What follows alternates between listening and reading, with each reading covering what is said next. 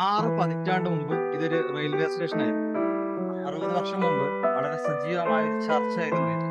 എന്നാൽ ഇന്ന് ഈ പ്രദേശം അറിയപ്പെടുന്നത് ജനജീവിതം സാധ്യമല്ലാത്ത പ്രേത നഗരമായിട്ടാണ്.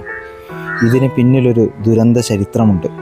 1964 ഡിസംബർ 22 തണുത്ത ഒരു രാത്രി, ധനുഷ്കോടി എന്ന ഈ നഗരം അതിഭീകരമായ ചുഴലിക്കാറ്റിൻ്റെ മഹാദുരന്തത്തിന് സാക്ഷിയാകുന്നത് ആ രാത്രിയിലാണ്.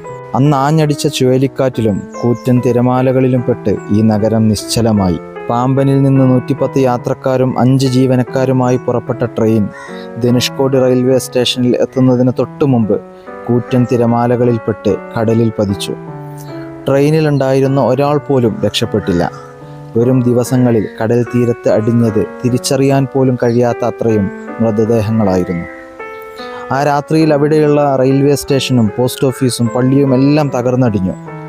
1800ഓളം ആളുകൾ ആ രാത്രിയിൽ മരണത്തിന് കീഴടങ്ങി. ആ നഗരത്തിലെ ഭൂരിഭാഗം വീടുകളും കെട്ടിടങ്ങളും മണ്ണോട് ചേർന്നു. ജനജീവിതം പൂർണ്ണമായും ഇല്ലാതായി. അന്നു മുതൽ ധനുഷ്കോടി ഒരു പ്രേത നഗരമായി അറിയപ്പെടാൻ തുടങ്ങി.